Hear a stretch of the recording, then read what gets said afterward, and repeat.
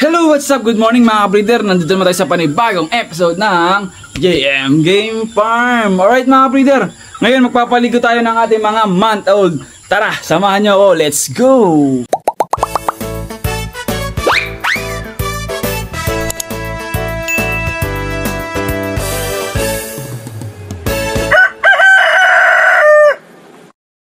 Yun nga mga breeder ay magpapaligo tayo ng ating mga month-old. Tapos after nitong paliguan natin sila, lilinisin natin yung kanilang bahay kasi hindi pa sila naka-pre-range, nakakulong pa rin sila doon sa ginawa nating bahay ng sisiw. Kasi mga breeder, hindi ko pa naayos yung lambat para makaalpas pagalaan sila. Bali mamayang hapon, mag-inject tayo ng Coryza vaccine.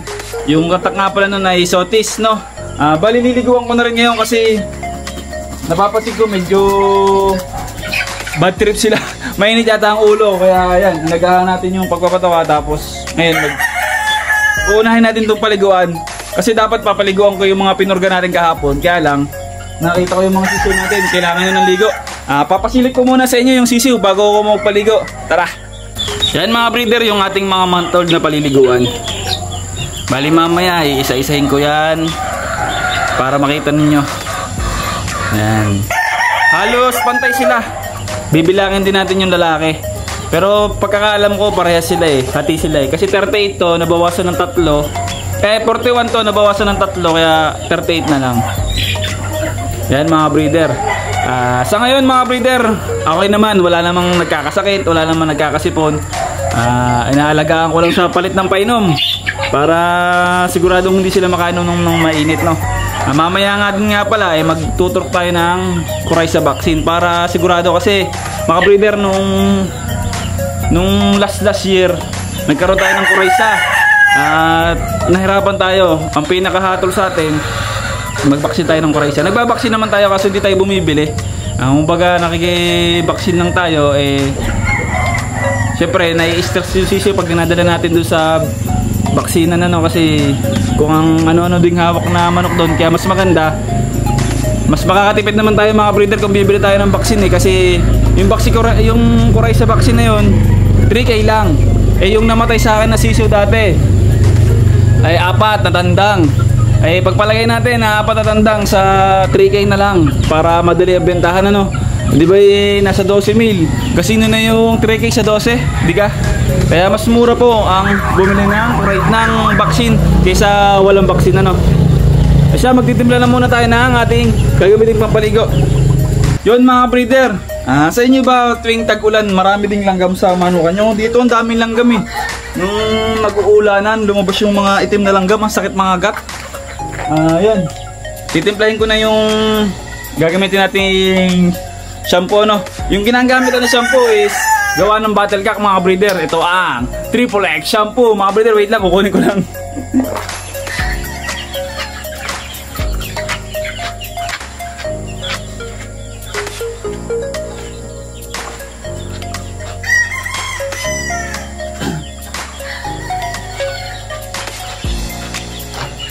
Ito mga breeder, yung Triple X shampoo mga breeder. Dito mga breeder, ayos na ayos to. Mabango, tapos tanggal yung kuto nila, yung mga hanip-hanip, yung red mite, nakakatulong din to sa red mite mga breeder. Tapos ayan, pwede rin to sa aso mga breeder, o sa pusa kasi nakatanggal din siya ng mga garapata. Ayan, titimplahin ko na mga breeder para makapag-umpisa na ako. At ang dami kong gagawin ngayong araw na to. Ngayong araw na to, baka kung kakayanin ko pa, liliguan ko yung mga nakakording natin. Nasa 40 pieces din yun. Tapos maglilinis pa ako ng kulungan ng bahay. Unahin ko lang muna itong sisiw, pati yung bahay nila para sigurado kapag biglang umulan dito ko nga rin pala nilagay sa garahe, nilabas ko sa sakya para pag biglang umulan hindi ko na problema, nandito lang sila sa garahe, hindi sila mababasa. Kasi yung panahon natin ngayon, babago-bago. Napakasukal na rin mga breeder, hindi na rin ako pinupuntahan ng nagtatabas. Hindi naman tayo marunong mag-mower. Wala din ako mower. Hindi mga breeder, mamaya kakausapin ko. Kailangan natin tabasan to kasi bumabaha. Sabay na rin ang disinfect ko, sabay baha nila. Ang ganda, tapos maiinitan. Di ba mamamatay yung mga virus na yan. Ayan mga breeder, umpisahan ko na magtimpla ng pampaligo natin.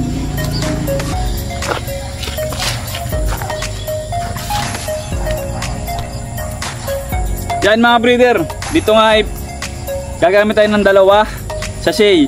Ginupit ko na mga breeder at ilalagay na natin sa ating timba mga breeder. Yan, kulay green siya na mabango din naman mga breeder. Bakit mabango din? Anti-stress to sa mga alaga natin sisiw mga breeder. Yan, lalagyan na natin to ng tubig, tapos pabubulain natin. At okay na, umpisa na natin ng pagpapaligo. Habang magpapaligo ko, papakita ko sa inyo yung mga sisiw natin para nakikita nyo naman kung ano ba yung itsura nung inaalagaan natin yung sisiw doon sa off-season natin, no? Ngayon lang ulit ako makakapagligo. Ito, 2 beses ko na itong napaliguan. 2 beses pala to mga breeder. Nung una yung pagka 1 month nila, yung pagka-purga ko, mga 3 days niliguan ko sila kasi napapansin ko naiinitan yung katawan nila, tapos parang mainisin sila. Yan mga breeder, haluin ko lang, tapos pabubulain, tapos pwede na magpaligo mga breeder. Ito maganda ring practice mga breeder. Kung kaya nyo naman ng once sa 2 linggo, 1 beses magpaligo, o minsan yung iba 2 beses pa nga pag sipag na sipag talaga. Kung kaya nyo talagang gawin yun, maganda, mas mabilis lumaki yung mga alaga natin kasi na lumalamig yung katawan nila, bumibilis yung pagtunaw nila ng pagkain. Yun yung mga payo sa atin, no? At saka nakita ko naman na totoo naman yung pag nagpapaligo tayo, lumalamig yung katawan nila, tapos pakiramdam ko parang lumalaki din sila agad, mabilis. Yan, mabula na mga breeder. Bali pupunuin natin to para ayos. Yung iba mga breeder naglalahok ng shampoo para baga may mas amoy na mas mabango. Pero dito naglagay din tayo, pero kaunti lang kasi 2 yung sachet na ginamit natin. Yan, umaapaw na yung bula. Iliguan na natin mga breeder. Diyan okay mga breeder, uumpisahan na natin yung pagpapaligo. Kinuha ko muna yung notebook natin para pagka ipinakita ko sa inyo yung sisiw ay malaman natin kung ano yung bloodline niya base sa marking importante ito mga breeder kasi yan, kagaya na itong mga ito, magkakakulay, puro dalosape, may hatch din, no? Malalaman mo kung ano yung talaga yung bloodline, hindi yung manghuhula ka kasi mga breeder, mahirap mahirap yung ganung sistema. Kaya ako talaga mga breeder, simula nung nagpursige ako dito, kung ano yung ginagawa ng kilala nating may farm, ina-adapt natin mga breeder. Saka yung mga nagpapayo sa atin na ganito gawin mo para hindi ka maluto sa marking. Sa pagpapares pa lang alam mo na yung bloodline.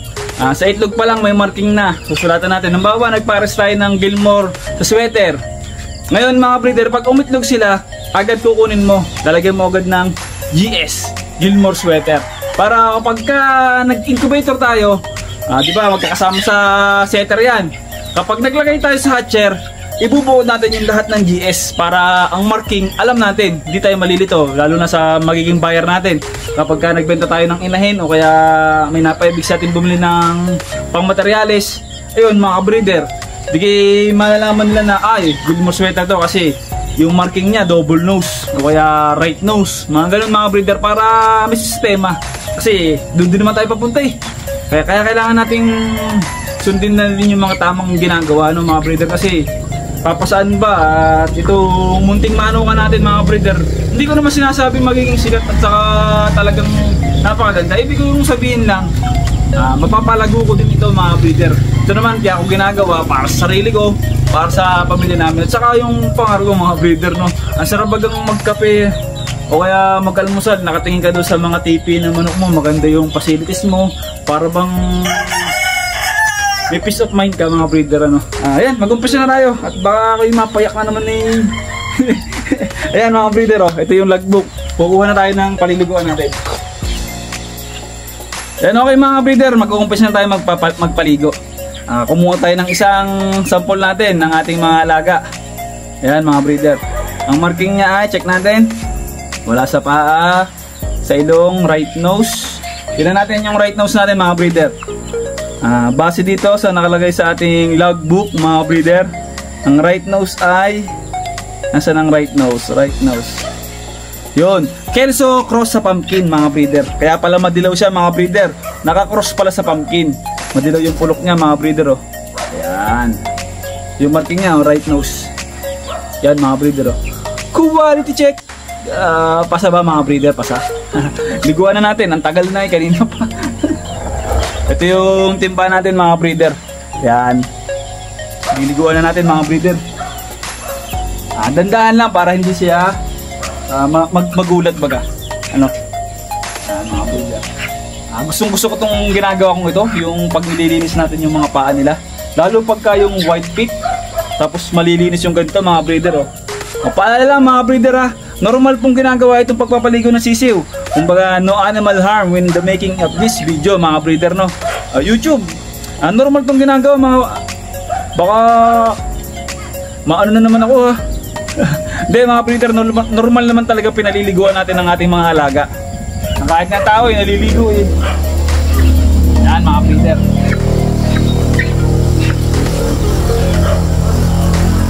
Ligo lang tayo ng mga sisiw kada isang buwan. Makakatulong to mga breeder para mas bumilis ang paglaki nila. Tsaka mga breeder, makakatulong to umumiwas sa sakit kasi malilinis sila mga breeder tapos lalamig yung temperatura ng katawan nila. Hindi sila masyadong magiging babarinuhin. Ano mga breeder? Kahit naman tao mga breeder, kapag hindi nakapaligo akala mo iluguyin. Yan. Gusto ko pag nagpapaligo tayo ay talagang basang-basa. Okay mga breeder. Sa tulong ng Triple X shampoo, ang mga alaga natin lulusog kasi mga breeder, hindi lang tayo nagpupurga pati yung sa loob, kaya tanggal din natin yung mga umaagaw ng mga vitamins at patoka na binibigay natin mga breeder. Napakamahal ng patoka mga breeder, tapos makikita mo igagapangan lang ng hanip, kukunin lang ng hanip yung binibigay mong patoka at saka mga vitamins, sayang naman. Kung ikaw ay masipag o kaya talagang gusto mo itong ginagawa mo, talagang matututukan mo yung mga alaga mo. Mga breeder kung hindi pala ako tumigil ng breeding ng off-season, hindi na ako magbe-breed ng early bird kasi ang gaganda na lumabas eh. Itinigil ko lang kasi sabi ko tama na yung mga tama na yung 40 pieces, baka kasi mamaya makapagparami tayo ng early bird, wala na tayo mapaglagyan, puro off-season na, hindi na mapapandidan to, sobrang aga.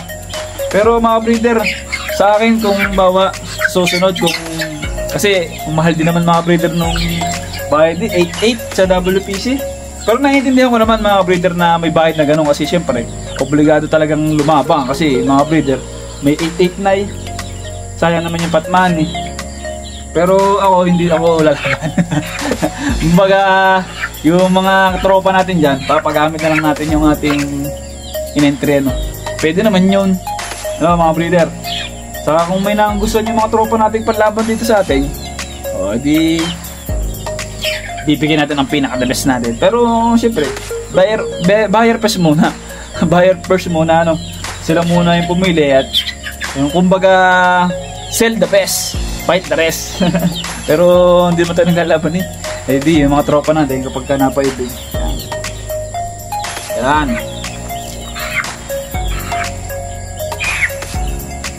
Tapos doon natin sila ilalagay sa medyo nasisinakan ng araw.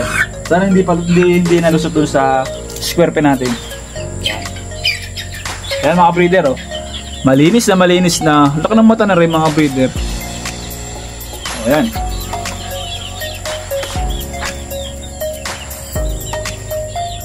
Muna, painit ka.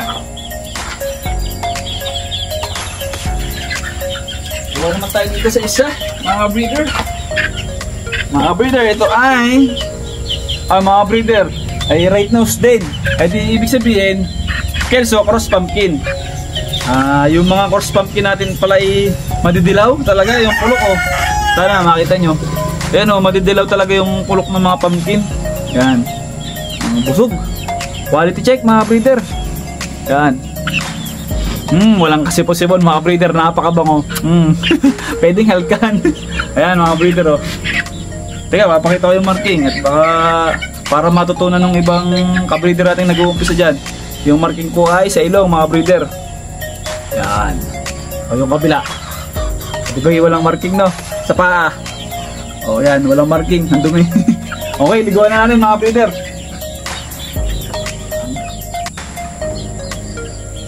Dito sa pagpapaligo nito, libang na ako dito mga breeder. Eh syempre, pagka ganitong malulusog yung alaga natin, tapos parang nakikita nyo na worth it yung pagod nyo kasi talagang parang baga na-absorb nila yung binibigyan natin vitamins, tapos yung pag-aalaga natin parang kumbaga napapagod tayo pero yung resulta maganda. Sana magtuloy-tuloy to mga breeder para naman kumbaga iwas stress yung alaga natin, pati din tayo mga breeder hindi din tayo may stress kasi yung alaga natin walang sakit, makakatulong din sa may-ari yung mga alaga natin hindi nagkakasakit, wala tayong isipin no mga breeder. Kumbaga ang kakasipag lalo mga breeder kapag ang manok natin ay hindi nagkakasakit. Mga breeder, yung mga sinasala ko ngayon yung isa kong ganador ang ganda ng paglulugod, buntot laang ang naranggal. Napakakintab pa ng balahibo. Gawa kasi siguro ng vitamins na binibigay natin. Tapos mga breeder, tuloy-tuloy yung itlog nila. Yung ganador nga lang, baka awatin ko na kasi lumugo na yung buntot. Pero papakita ko sa inyo, ang kintab pa din niya. Kala mo hindi lugon. Yung kay Idol Roel Amano naman, medyo nadadry na. Pero hindi pa kasi umiitlog yung mga inahin niya medyo bata pa. Pabayaan ko lang muna sila doon. Kasi nga, yun nga, sabi ko nga sa inyo, plano ko magpahuli. Kaya, parang sinunod naman. Huli, mahuhuli yata tayo. Pero hindi. Wala pa namang, October 15 pa naman ang early bird born, no? Kaya, pwede pa, hanggang December born naman yun. Kaya lang, sobrang bata na ng December. Pero sa akin, mga breeder, kahit anong abutin yan, basta ako magpapalahi. Para mga breeder wala, hilig ko din. Tapos negosyo ko na nga rin ito mga breeder. Yung hilig natin ginawa kong negosyo mga breeder. Medyo matagal ako magligo ng mga sisiw kasi talagang pinabasa-basa ako talaga kasi buwanan ako magpaligo ng sisiw kasi medyo mahirap ang huli nito sa kanilang kulungan. Mga breeder, di naman sila masyadong nagdudumi doon kasi may ipa sila doon. Yun nga mga breeder, tilinisin ko doon pala yung mamaya. Kailangan pala yung mabilis. Kailangan palang bilisan mga breeder.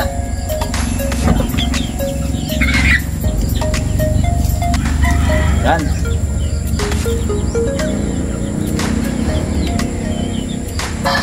Kung siguro makakapagsalita lang ang mga sisiyo natin, sabihin naman, sarap. Yan mga breeder. Makakapagsalita lang ang sasabihin, sarap. Ayan mga breeder, quality check. Kinintang ka pa yung mga breeder, baka para sa'yo. Tingnan natin kaliskes. Pitong bako dyan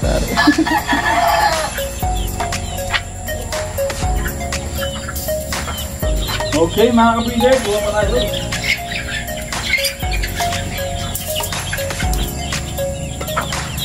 Okay, ito naman ay double nose. Wala din sipon mga breeder.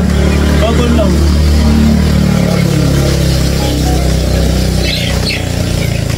Double nose. Full nose pala lang rin. Mga breeder, ito pala ay doon sa ating matandang inahin na may lahid yung 5K na kinaros natin doon sa ating sweater na ganador, no? Ito mga breeder, double nose. Straight comb yung inahin nating matanda kasi naitlog siya ng mga panahong yun, pinababhang ko. Ayan, ito pala yun mga breeder. Talagang ganun talaga yung kulay na lumalabas doon sa ating inahin na medyo matanda na yun mga breeder Ayan. Talagang ganun talaga siya. Hindi siya madilaw mga breeder. Haliguan na rin natin. Sipon check. Wala. Yan mga breeder. Mga breeder, itong mga alaga natin ngayon, walang sipon lahat. Pinapakita ko lang talaga sa inyo na talagang tinututukan sila at inaamoy ko rin para makasigurado. Para halimbawa, may sipon, maibubukot agad natin. Meron naman tayo ditong kulungan ng mga medyo may sipon Kasi di naman may iwasan mga breeder, lalo nag-iisa ako. Ang dami rin nito mga breeder. itong inaalagaan ko. Sa sisiw pa lang, nasa 38 na. Tapos yung mga nakatali natin, kung isasama natin yung inahing nakatali, lahat-lahat siguro baka lagpas 100 na itong mga manok natin dito. Oo mga breeder, kasi ano, may mga inahin pa si ganador. Hindi pala, baka mga 100 nga. Mga breeder, pinagkakasya ko yung buong araw ko dito. Yun nga lang mga breeder, talaga minsan yung pagwawalis ng damo, minsan nakakadalawang araw sa atin, 3 araw bago tayo makapagwalis. Yun yung pagsisikapan kong magawa talaga, kasi lagi kasing umuulan o nahihirapan magwalis. Madikit baga sa lupa. Pero yun nga mga breeder, kapag kaayaw tinatamad. Hindi mga breeder, pag ayaw may dahilan, pag gusto may paraan naman yan. Di kalagayin mo, ba't kita tamad-tamad, no? Yan mga breeder, ito natin maigi. Ang ganda ng isang inahin yun, kukunin ko yun, niliguan ko agad. Pinakamalaki siya, pinakamalaking inahin, kukunin ko, tapusin ko lang ang isang aray. Ayan mga breeder, hinahaba-habaan natin yung ating content kasi kwentuhan, ganyan. Pero mamaya ipapass forward na natin, papakita ko na lang yung mga manok, no? Kasi alam ko naman pagka gayang yung mga content natin, kapag mahaba tapos ganito lang ang kwentuhan lang tayo, minsan maiinipan na ng mga ka-breeder natin. Siyempre mga solid natin dyan, alam ko tatapusin nila to. Solid dyan mga breeder, no? Yung mga solid dyan mga breeder, huwag kayong mag-alala. Diba mga breeder? Katulad nung nakaraan, nagparapo tayo ng inahin na manamigay tayo. Tapos isang hatch gray. Yan. Pinamigay natin yun mga breeder. Yung inahin, taga San Juan, Batangas yung nanalo. Yung tandang taga dito lang din. Hatch gray. Binili ko yung hatch gray kasi mga tandang natin mga panahon ngayon, naka-reserve na talaga. Talagang kapag nag-out tayo ng isa, baka magalit sa atin. Yan. Kaya ngayon mga breeder, hindi na ako nag-reserve. Kung sino na lang yung umunta, o kaya kung meron pala ako nakausap na isa, si Sir Moises, Sir Moises, yan. Baka mga din usapan namin, tignan natin kung anong paglalabsan ng pag-uusap na yun. Yan mga breeder, tapos ko na siyang paliguan. Diba mga breeder, ang sarap sa pakiramdam ng ganitong sisiw, no? Ito ay born ng titinan ko lang, July 22 at July 30. Yan. Bali, 2 batch to mga breeder. Tapos meron pa palang August 4 mga breeder. Kaya pala yung iba medyo may maliit. Yan. Yan. Breeder, maganda yung tindigan na itong isang inahin na to. Mabango mga breeder. Check natin yung marking nya. Yan mga breeder. Double nose, right in. Yan mga breeder, right in. Ito yun, 5K sweater. Nakakross sa ating Gilmore, sa ating sweater, no? Yan mga breeder. Bali ito ay mga breeder ay July 22 born. Yan. Ito pala yung panganay mga breeder. Yan. July 22 born. Yan mga breeder, quality check. Ayos wala mga breeder. Yan. Yung 5K medyo madilaw-dilaw din pala ang 5K. Liguan na natin. Parang iitlog yung aking isang inahin doon mga breeder. Ayun, nakayup-yup nakayup-yup yung ating Gilmore. Yan. Ang mga breeder, paborito kong bloodline, Gilmore tapos Golden Boy. Kasi mga breeder, bukod sa nagagalingan na ako, yung itsura nila mga breeder talagang maganda. Pogit, maganda. Ewan ko lang sa iba, yung Gilmore talaga pagka nakita kong yung yung mga 8 months na, 8 to 9 months na, yung maganda na tumindig. Tingin kayo napaka-brusko ba? Tapos yung Golden Boy, kumbaga magandang tingnan talaga. Saka yung kulay, mga breeder. Tapos yung, ayun, yung gusto kong bloodline, Golden Boy at saka Gilmore. Paborito ko rin yung ano, yung bulik, yung mga bulik na madidilaw. Yung kinocross natin yung bulik sa Golden Boy yan. Gumaganda yung kulay nila, dumidilaw. Ayoko nung bulik na ibang kulay, gusto ko yung madilaw ang pagkabulik. Kaya, ewan ko mga breeder, hindi naman siguro, wala naman siguro sa kulay yung mga nagpapanalo, yung mga magagaling. Gusto, ako kasi mga breeder, mas nasisipagan ako mag-alaga. Pagka yung bloodline na inaalagaan ko, yung gusto ko mga breeder. Mga breeder kayo, mag-aalaga ba kayo ng bloodline na hindi nyo gusto? Siyempre, yung gusto nyo na yung alagaan nyo, masarap gumalaw. Saka mga breeder, yun, yung sa winning line mga breeder, siyempre lahat naman mga breeder nakakakuha na ng mga winning line ng mga farm, no? Parang pinagkakataluhan na lang ngayon mga breeder, selection, pag-aalaga, conditioning, pagtatari, yan mga breeder. Pero mga breeder, the best pa rin yung sinasabi na nilang may winning line, no? Kasi siyempre kapag mataas yung percentage ng panalo mo sa bloodline na yon, sigurado mamanahin din yun ng mga anak. Pero mga breeder, hindi ko din mapaliwanag minsan kasi pero kasi minsan na winning line, no? Tapos last year winning line, nung nakaraang taon naman maganit sa panalo. Siguro mga breeder, ano din, napakalaking factor din ng swerte talaga. Yung para sa'yo talaga, para sa'yo kahit pa super winning line, ano. Yun nga iba, super na kung tinatawag niya, super. Pagdating ng ruweda, minsan yung pag sinusuper natin, yung hindi makalusot, yung pang medyo regular lang ang nananalo, no mga breeder. Kasi yung sports naman natin yan napaka mahiwaga, ano mga breeder. Yan, fresh na ulit ang ating baby girl, ang ating 5K bango.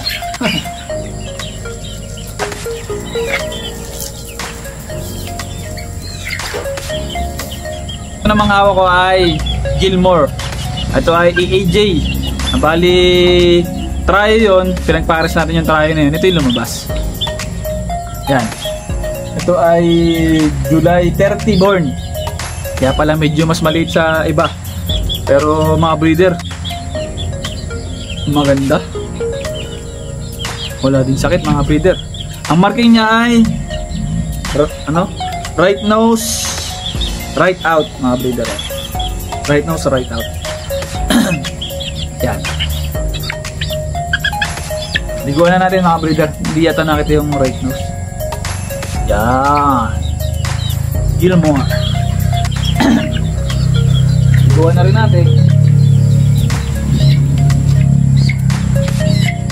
mga breeder, Gilmore. Wala stick mga breeder, wala stick mga ka-breeder, Gilmore. Itong isang ito, alright, double nose, right in. Yan, 5K mga breeder, nakakor sa 5K. Straight comb. Ayan mga breeder, wala din mga breeder, maayos. Yan,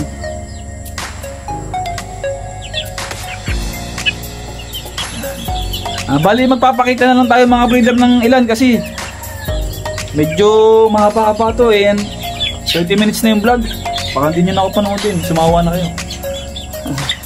Bali mamaya na lang ulit, no?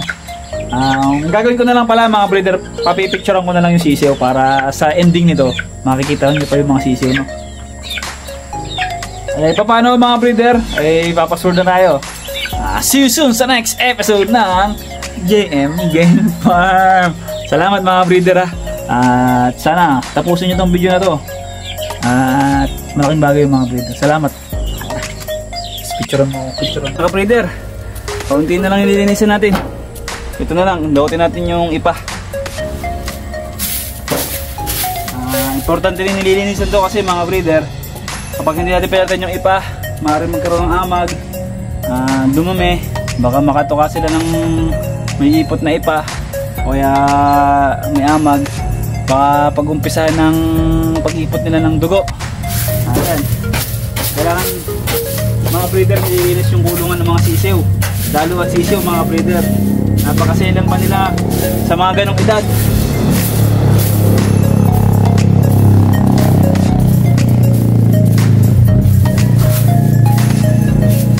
Kaya mga breeder, doon sa mga nagbabalak at nag-iisip kung madali bang pagmamanok, madali kung nasa puso mo to, kung passion mo to. Pero kung hindi at makikigaya ka lang dahil nagustuhan mo lang magmanok at nakikigaya ka lang at wala talaga sa hilig mo, baka mahirapan ka mga breeder. Pero ako, kahit nahihirapan ako dito, masaya ako kasi gusto ko itong ginagawa ko mga breeder.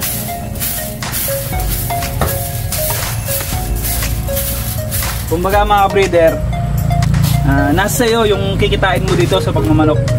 Kumbaga sasahudan mo yung sarili mo, uutusan mo yung sarili mo. Kumbaga ikaw yung boss, ikaw rin yung empleyado. Kaya kung ano yung ginagawa mo, ayun din yung sasahudin mo. Kung tinatamad ka, kung hindi mo gagawin yung mga bagay na dapat ginagawa ng isang may manukan, mga breeder, huwag niyong asahan ng malaking balik. Pero kung sinisipagan mo, sinusunod mo yung sarili mo, sinusunod mo yung dapat mong gawin, at saka mga breeder, maganda rin yung kita.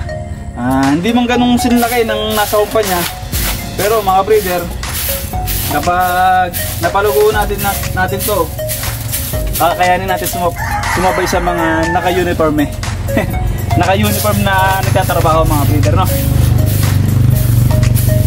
Pero matagal pa yon mga breeder, kaya konting tiyaga pa para naman to sa kinabukasan natin at sa ating munting pangarap.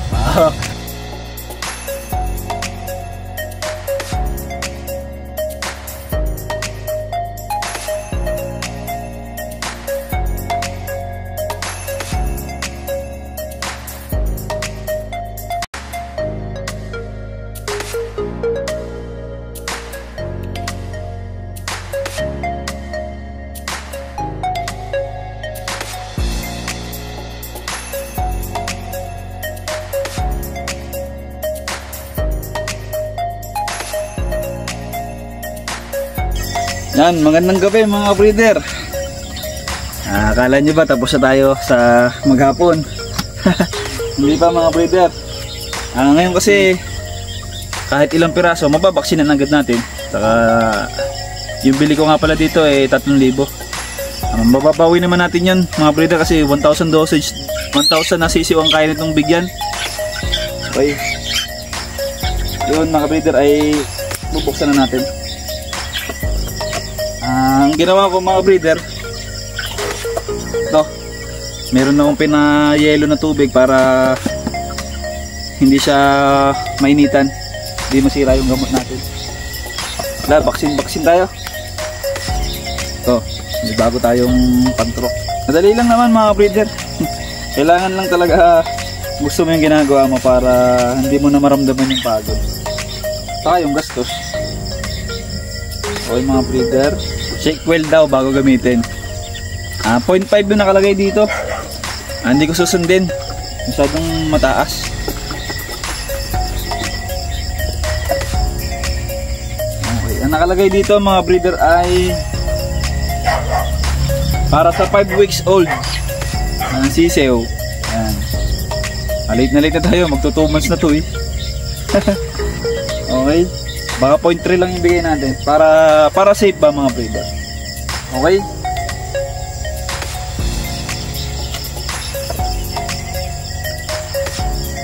isang palahi, hindi pala kita. Turukan na natin sa picture mga breeder.